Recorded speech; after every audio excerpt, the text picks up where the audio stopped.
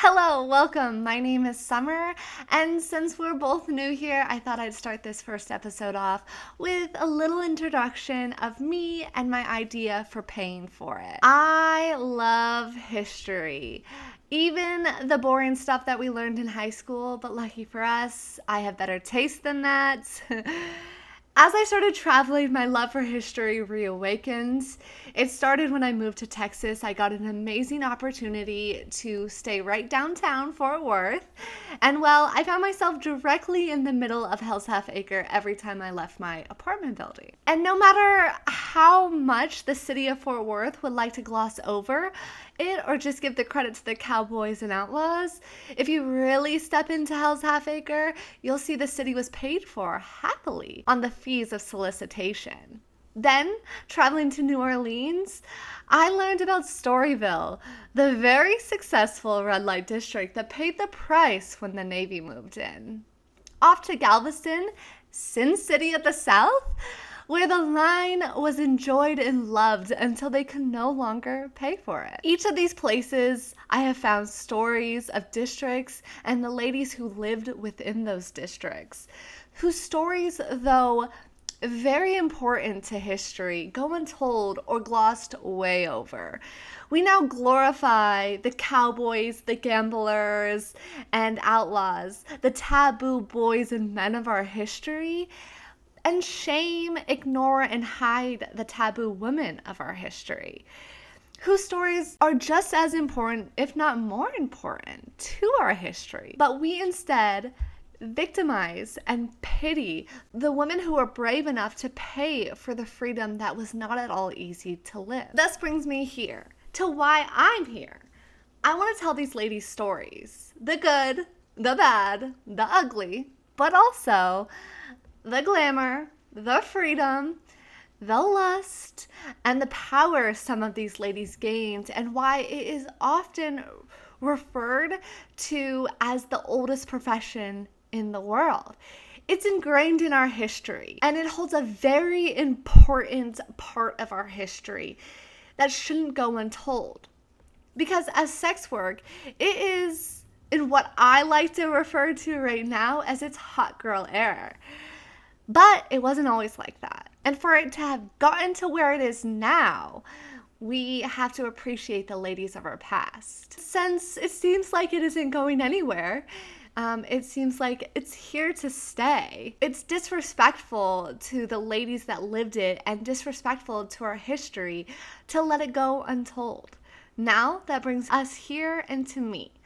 These stories seemed for a while to just be falling in my lap. I didn't think that I was looking for them, but the more they found me, the more I became slightly obsessed with learning and telling their stories. So here I am. This is paying for it. If you want to join me in learning these ladies' stories and more about the history that is often turned a blind eye to, grab yourself a cocktail, if you're of age, a mocktail or a coffee, whatever you fancy, and tune in every Friday night and get immersed in a more lustful, taboo part of our history. I got something between my legs that'll make a dead man come. Oh, that.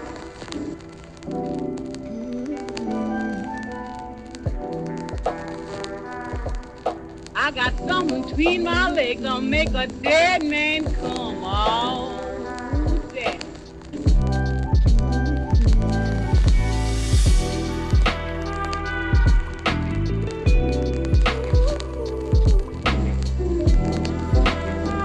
I'm gonna turn back my mattress and let you all my springs. I want you to find me, daddy, till the bell do ring. Oh, daddy, I want you to shade the drive. All right, and for this first episode, I thought it was only fitting to go back to the place that it all started, Hell's Half Acre, and introduce you to a lady that nobody really knew the name of for a while, Mary Porter. She traveled a fair distance in a time that was not easy to travel to get to Hell's Half Acre and become a very, very successful businesswoman. A lot of people look down on what she was successful in, but that doesn't mean she wasn't successful nonetheless. So, let's get started, and let me introduce you to Mary Porter. Texas is a crazy place for history, especially in the area I live in. When I moved here, like I said, I had an amazing opportunity to live downtown Fort Worth, and that was when I learned about Hell's Half Acre, something I had never heard about or learned about in high school or history where I came from, the Pacific Northwest. However, getting to live downtown, I was able to explore and read the many historical markers that are placed all around the city. Although it was at times overwhelming amount of information, it is no surprise that Hell's Half Acre caught my attention. As a notorious red light district that ran for over 40 years, throughout my 4 years of living here, I have heard snippets and facts about gambling, drugs, the violence, and we cannot forget the famous men, figures, and visitors of Hell's Half Acre. Of course, living in the world we do, all of the famous people that are talked about in Hell's Half Acre are men. Or were they? It wasn't until a recent trip that I realized, holy shit, Texas loves their vice. Of course, a red light district like Hell's Half Acre would have prostitution. Of course, history writes those women out as nobodies, fallen doves, women who need saving, completely ignoring the fact that where there are men of vice, there are queens of the underworld who even then, when the times were not at all accepting, they still chose a life of freedom and vice.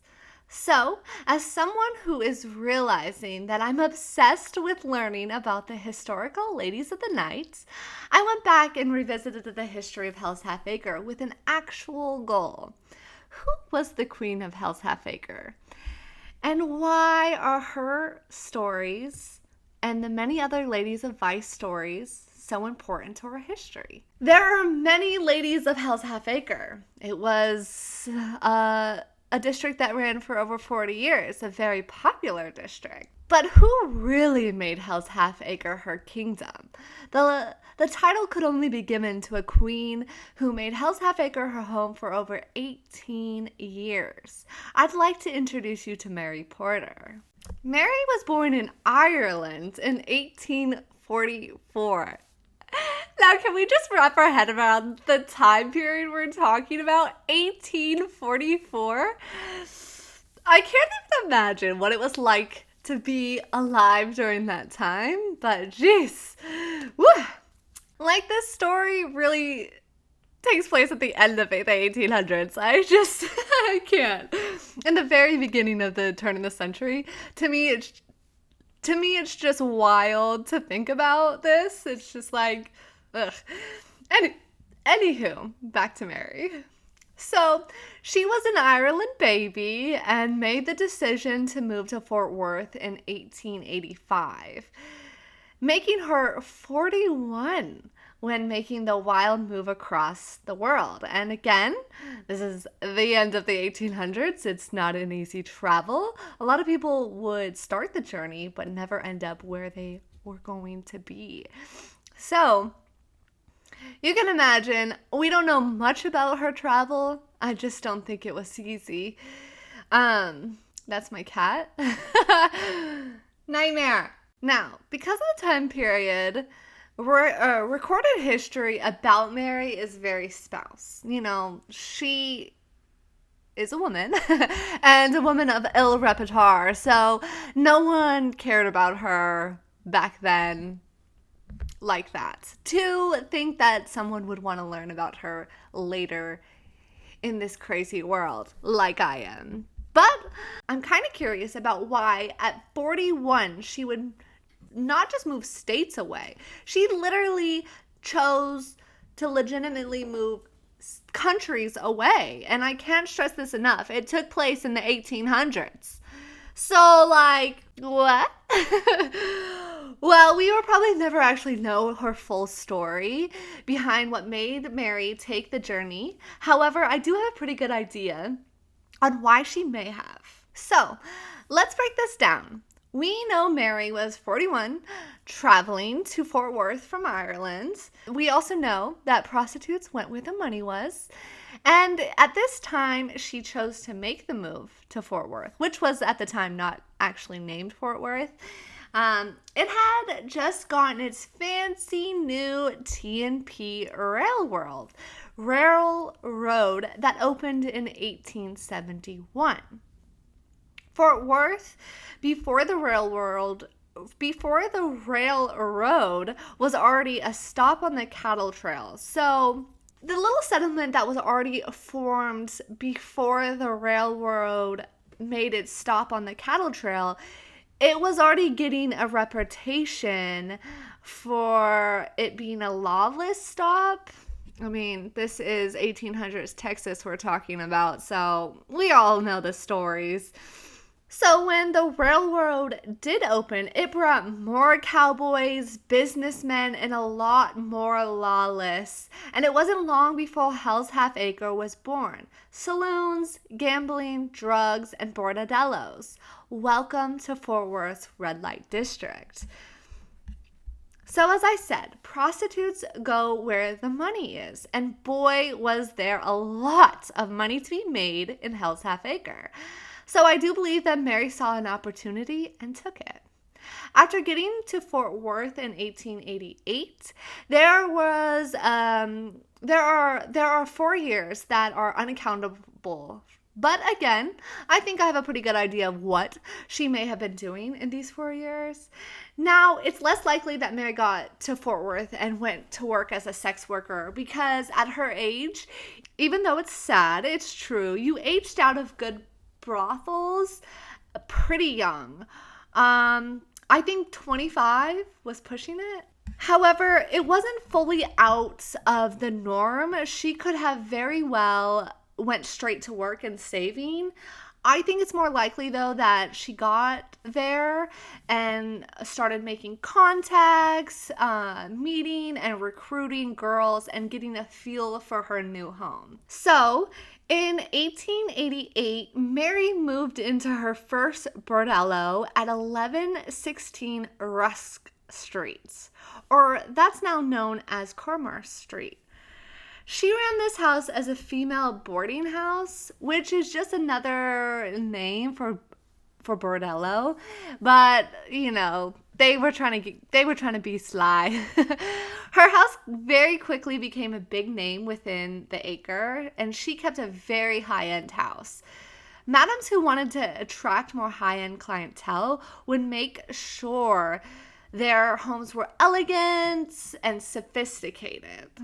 Mary was known for keeping silver place settings in her home. She also had staff, including a full-time bartender, piano player, and bouncer to keep the good times rolling.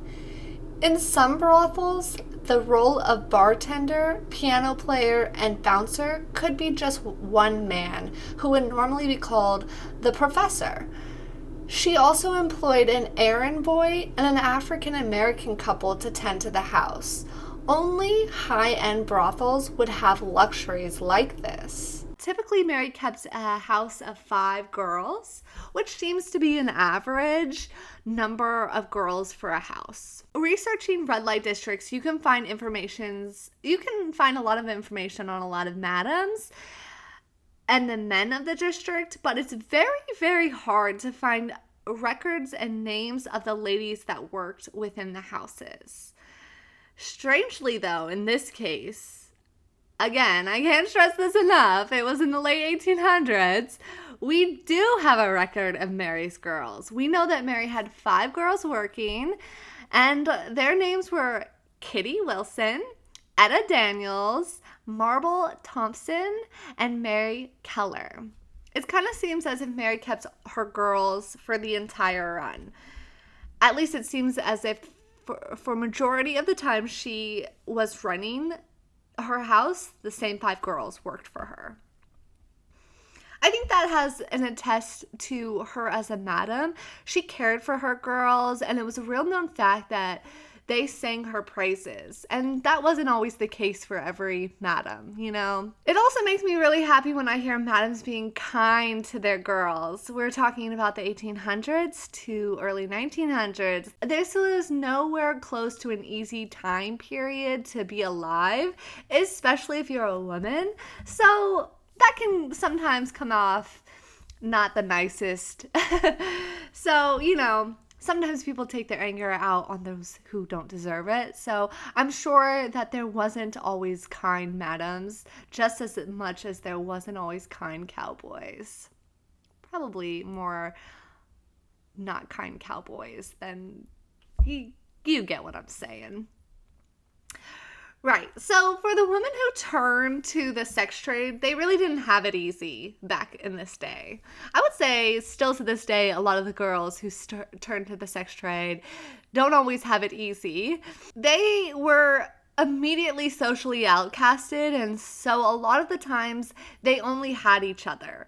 Now, that doesn't mean there wasn't cattiness. Like, we're talking about girls here whose business was to win the guy. That's how they got paid. So best believe we had some cat fights. However, when it came down to it, at least up until this point, it seemed that the sex workers still looked out for one another, even if they were rivals. So yeah, her girls loved her. They weren't the only ones that loved her, though. She had a very wealthy clientele, and for Mary, when the notoriety and the money was right, she would occasionally also be open to entertaining her clients. Not a lot of madams participated in that. Often it was the perk of being able to be your own madam. You know, you no longer had to participate if you didn't want to, but she didn't mind. So not only was she having her girls sing her praises, she had a lot of men also singing her praises, if you know what I mean. Mary and her house were also known to entertain the Wild Bunch, led by Butch Cassidy and the Sundance Kid, plus a lot of other notable outlaws of the time. Now, if you go downtown Fort Worth, if you've ever been there, if you find yourself there, you will most likely stumble upon this building that cut out in like the front of the building. There is a little statue of Butch Cassidy and the Sundance Kid and the gang, and with a little plaque that reads what they were about. They liked to rob some trains. They were cowboys. They were outlaws. But no mention of Mary anywhere downtown. Just saying. She wasn't robbing no trains. Around the turn of the century, someone knocked on Mary's door at 1116 Rusk Street. Upon answering, she was greeted by the ladies of the Union Bethel Mission, and they were accompanied by 2 officers.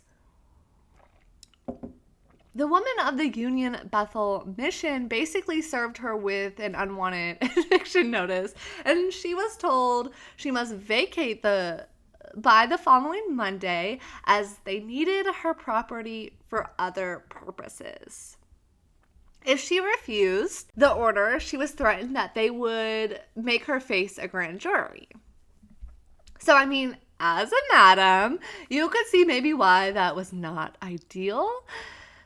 I'm also, at this point, super confused on, like, if this was her house that she owned, or if it was just something that she was renting, and that's why they were able to get away with it. That part's a little confusing. I don't really know how it was the 1800s again, you know? Well, sorry, at this point, it was like the 1900s, and they could get away with whatever they want. It was lawless out there, okay? Yeah, so I'm not sure exactly how they got away with that, but again, they did.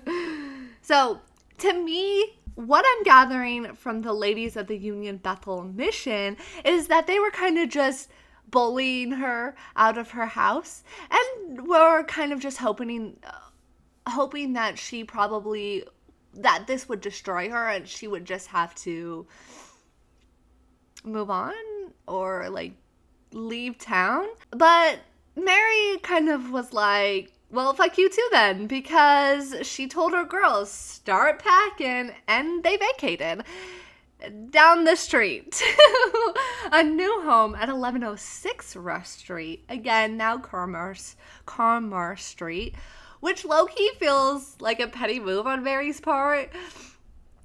Directed to the ladies of the Union Bethel Mission. Like, I don't know what really was going on, but I feel as if the ladies were trying to, like I said, bully her, right? And she was like, not having it. They thought if they'd take her house, maybe she would fail, disappear, but Mary was like, nah, babes, I got this. I'll settle in nicely right down the street. And that she did. The Union Bethel Mission never bothered her again. So if it was a war, it was a war won by Mary. Anyways, so Mary and the girls moved into their new home at 1106 Rush Street around 1893-ish. This would be the home that she ran her bordello out of for her remaining time. She was thriving, really. Although the sex trade was very popular and had a lot of competition, Mary did well for herself. Her clientele remained high class, and she kept rolling in that money. From not only her cut from the girls, but she also sold liquor and allowed gambling. Liquor at the time was only permitted to be sold in saloons, so she was being a tad bit risky, but hell, everyone was being a tad bit risky in Hell's Half Acre. Everyone. Although the lovely ladies of the Union Bethel Mission were off her back, that doesn't mean all of her troubles were taken care of, and she was living the no worries life. No, sadly, that's not the case. In the 1800s to the 1900s, prostitution was not legal, but in the eyes of the government, it wasn't illegal because of morality issues. It wasn't illegal because of morality issues, more because they realized that the ladies were making them money and they wanted to capitalize on that money. So Mary had to deal with, you guessed it, the law. And she dealt with them a lot. And when you're at the top of your game, likely like Mary was, you knew they made you the number one target because they knew you had the money to pay the fines. Oh boy, did they make her the target. Even though Mary operated within the law of the time, which included she did not open to advertise, kept fighting to a minimum, made sure the girls got regular checkups, and she kept a clean house. That didn't stop the city doing everything they could to catch her doing something so they could find her. Mary was arrested at least 130 times between 1893 and 1897. Jesus, 130 times. But of course, our queen of the Hell's Half Acre never spent a night in jail. She had high roller clientele that helped keep her out of jail and her business going while she took care of pesky business. Mary Porter felt that the arrests and fines were just the price of business. And in this time, it kind of just was. If you had the money, you paid it, you moved on, and you just went back to doing what you were doing. If you didn't have the money, you sat in jail until they released you, then you went back to doing what you were doing. Every time she was arrested, she would be fined around $100 to $200. So she would, like I said, happily pay her fine and be back at work a few hours later. The cops within Hell's Half Acre actually started building relationships and even being frequent visitors of the bordello. It did at points become a problem in the city's eyes because reform groups would scream about corruption and would want more reform, which would cost the police to have to do their job. So a lot of the times, the arrests that were being made were just to make everyone outside of Hell's Half Acre happy and feel like something was being done about the they didn't really care about the guys of Hell's Half Acre. A lot of reform wanted the bordellos, madams, and sex workers shut down. So when the cops were making these arrests, they were usually just to appease the people. So yeah, if they wanted to keep this thing rolling, they had to play the game, both the cops and the ladies within the district. So a lot of the girls and the cops just thought of it as the price they had to pay. A lot of the times, the cops and police chiefs were known to try to protect them when they could. For example, in 1990, that's not the right date. In 1896, J.H. Maddox, the police chief, wrote on Madame Mary Porter's behalf, imploring the city not to prosecute Mary on the charges of harboring a prostitute who had been ordered to leave the city, claiming they made a mistake and Porter was innocent. So they were all kind of looking out for each other in the Hell's Half Acres, but also doing what they had to survive. Madame Mary was known for her high-end clientele, like I was saying, but that doesn't mean she didn't entertain high-end bad boys either. It was a well-known fact that Mary got involved with Nat Carmer. Nat was a gambler and found himself in the red light districts for his profession. However, he did prefer the polished surroundings and polite company of the Cattle Exchange and White Elephant Saloon in the Stockyards, which is about 3 miles away from Hell's Half Acre. Something that set Nat apart from the other gamblers, though, the other gamblers and men within the district, was that he never drank and he didn't carry a weapon whatsoever, which was pretty wild at this time and pretty dangerous. This is a dangerous area and he had a pretty risky career path, but that was just his thing and it worked for him, I suppose. Gamblers were notorious drinkers and got really mad when they lost. It's pretty impressive that he was able to have a pretty successful 50-year career in gambling. Now, even though Nat preferred the calmer side of town, him and Mary did link up, and even though Nat was sober and not violent man, he was still a king of vice. So they were like a powerhouse couple in the district. And he had a pretty impressive arrest record as well. One of the charges on the list was being seen in public with a prostitute. Was that Mary? Was it an accident? Or did he just not care? I think it's the latter, as it seemed to end up with Mary as a madam at the end of the day anyways. It is silly. That kind of attests to the time period. Often, if girls were being arrested, they were being arrested for solicitation or, pretty much solicitation. But a lot of the times when cops would bust or do bust on brothels or bordellos, it was only women being arrested. None of the male clients ever were arrested. They had to be really mad at you, or you must have done something to be arrested for being seen in public with a prostitute, because in Hell's Half Acre, everyone was probably being seen with a prostitute. So he pissed someone off pretty much. But yeah, anyways, moving on. So yeah, okay. Mary was killing socially and economically, but why does she deserve the title of Queen's Hell's Half Acre? Well, let me tell you. She was the longest running madam in Hell's Half Acre, running for over 18 years. The other competition of Hell's Half Acre either retired from the game, died, or left town, or were forced out of town. She stayed and had no plans of leaving Fort Worth. Fort Worth was her home. She was a madam up until the day she died, unexpectedly at 75 on June 10th, 1905. Now, what makes it clear that she was the queen is what she left behind after her passing. Back in this day, it was legitimately impossible and against the law for females to own anything if they weren't married. That did change, however, if you chose a life of ill repertoire. If you chose to have no standing socially, you got a different kind of freedom. And we'll see that in what Mary left behind.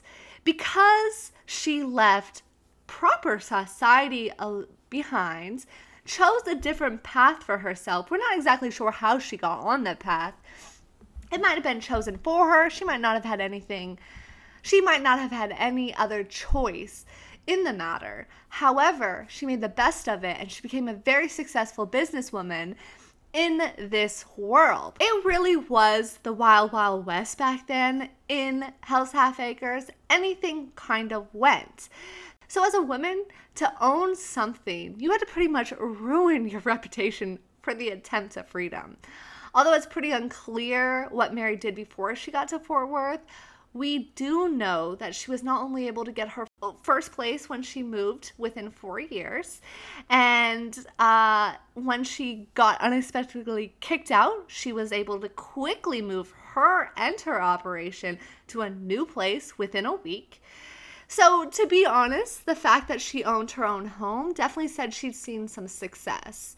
Although for how much she was able to capitalize on Hell's Half Acres money didn't come to light until after her passing, when she left her very sizable lot, including 8 properties within Fort Worth, which was valued at $35,000 or around $900,000 today, to Nat. Compared to her competitors, I believe the other madams within Hell's Half Acre some had owned a few of their own properties, but no one in the Hell's Half Acre was nowhere near what Mary did with her 8. And not only did she leave 8 properties, we're also talking about a time where it was all cash, baby. So imagine how much money she left behind, especially when she passed away unexpectedly while still running her business. She had that big, big money back in the day. Another reason that she wins the queen title of Hell's Half Acre is that after her death, she had people talking. I mean, if you're dying and people are still gossiping about you, you are doing something right, honey. As people started rumors that in her final days, she was bullied by Nat to leave him her fortune instead of leaving it to her family. However, Nat died 2 months later, so if he did, it was very short-lived. Although I lean towards that the gambler who chose not to drink or carry a weapon wasn't much of a bully, if you ask me. Even if he was a bully, our Madam of Hell's Half Acre gave as good as she got. She definitely didn't become the powerhouse that she was by bending to the whim of a man, even if it was on her deathbed. Mary was buried in Oakwood Cemetery by Pearl Beebe, a competitor madam friend. It was like she was still a competitor, but she was also a friend. She buried her in a plot along with a few other sex workers who had passed away around the same time as Mary. Mary lays with Addie Holiday, Laurel Wallace, and a woman named, I'm going to butcher this, but a woman named Broyless. They lived in the unofficial Soiled Dove Row in the cemetery. It wasn't until 2009 when a few historians got together and paid for a headstone for Mary. She laid there without a headstone for so long. And her headstone reads, "Call me Madam." I'm assuming for this time period, it wasn't uncommon for people to not have headstones, especially women of El Repertoire. This is where I'm not really sure why she didn't get a headstone or at least something. And to all the other girls who are buried along with Mary who will never get a headstone, I feel for you. I feel for you, and I hope you rest easy. This is where Mary's story ends. However, the lasting impact that she has on our history is there. We can pretend that our ladies of the night were morally wrong and needed saving, but the reality is that we use them to drive our entertainment district. We use them to gain money, and we use their bodies for pleasure and just write them off, never giving them credit for anything. Mary ran a successful house, making her a successful businesswoman when it was literally impossible to be a woman and run a business, be a woman and own a house, be a woman and own property, have your own money, have your own things. She did it though. She did it. Though it wasn't easy, and I'm sure it was very hard for her, she still did it. She did it with the boundaries she was given and in a world set up for her to fail. She succeeded, even if we don't like to acknowledge it. She was one of many queens of the underworld. I think safely I can say queen of Hell's Half Acre and the infamous red light district of Fort Worth. And I respect her for her hustle. Thank you, Mary. Thank you for joining me tonight. I hope you enjoyed learning about Mary Porter and her life within the acre. If you did enjoy, please like and subscribe. And if you're listening on Spotify, please leave a review. And I suggest you jump over to YouTube and watch the video version. And join me next week where we take a deeper look into Hell's Half Acre and the women who lived within it. Thank you so much. I hope you have a wonderful rest of your evening. Enjoy your weekend, and I will see you next time. Bye.